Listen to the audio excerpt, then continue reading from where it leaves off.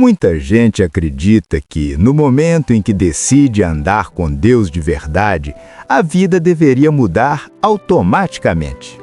Que a fidelidade funcionaria como um passe mágico que abre portas, organiza contas, paga boletos e transforma uma semana estressante em um mar de tranquilidade.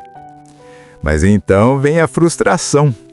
Você ora, faz tudo certo, evita atalhos errados, toma decisões difíceis, mantém a integridade e mesmo assim o aperto continua.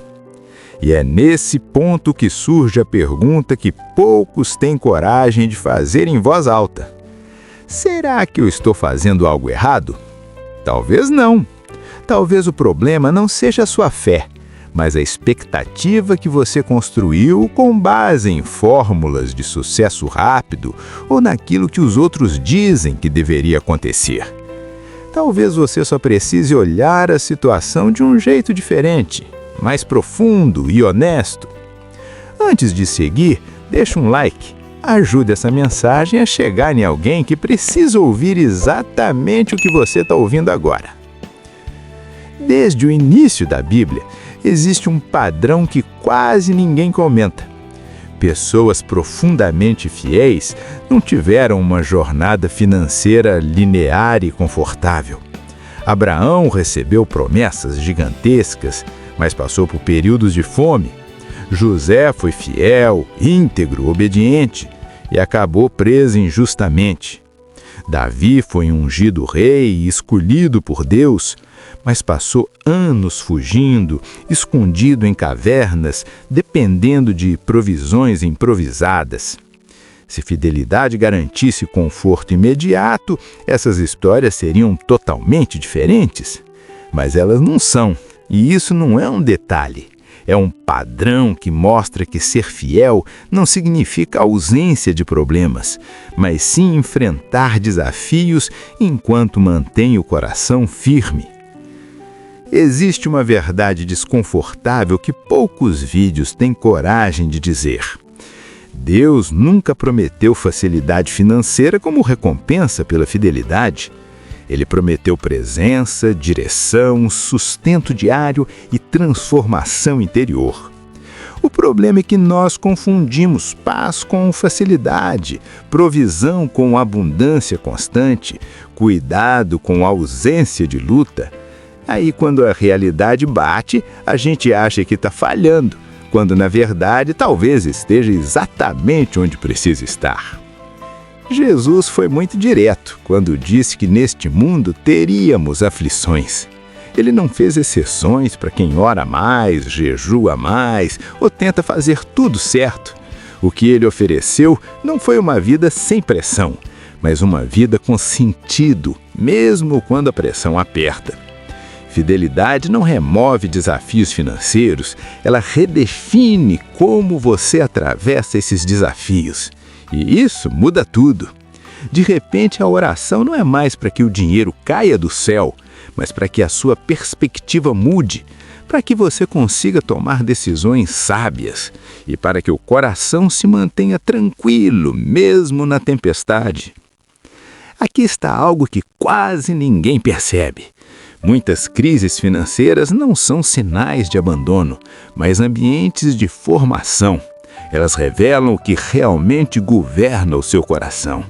Revelam se a sua paz está baseada em números ou em convicção. Revelam se você confia em Deus apenas quando sobra ou também quando falta. É fácil dizer Deus é bom quando tudo está em ordem.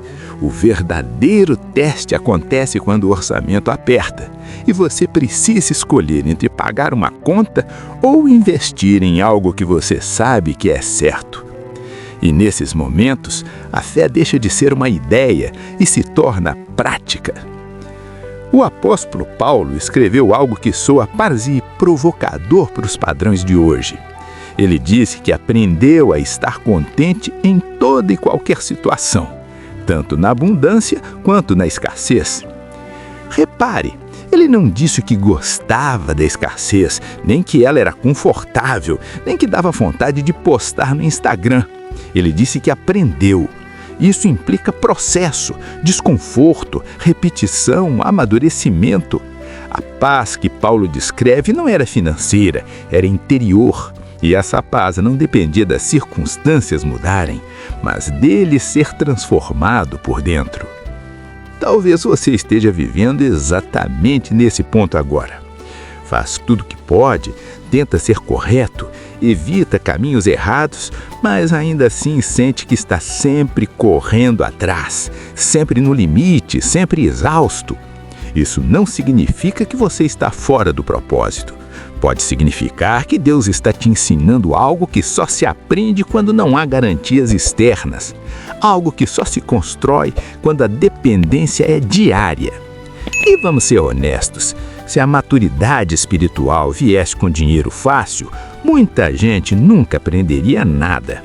A gente aprende mesmo e a conca aperta, quando precisa escolher, quando precisa confiar, quando percebe que não controla tudo. Existe também outro ponto que raramente é falado. A fidelidade não nos isenta das consequências de sistemas quebrados, escolhas passadas ou ambientes injustos. Muitas vezes, andar com integridade custa caro no curto prazo. Você perde oportunidades duvidosas, recusa atalhos fáceis, diz não quando seria mais conveniente dizer sim. E isso pode gerar pressão financeira real. Mas essa pressão não é desperdício. Ela está moldando algo que dinheiro nenhum compra: disciplina, clareza, paciência, resiliência.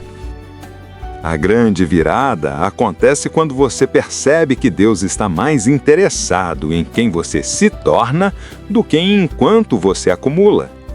Isso não significa que ele despreza suas necessidades. Pelo contrário, significa que ele não vai trocar sua formação por conforto temporário.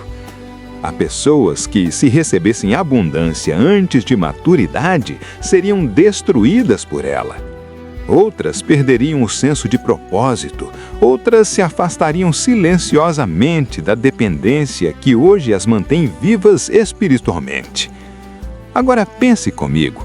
E se a ausência de paz financeira automática não for um sinal de falha, mas de cuidado?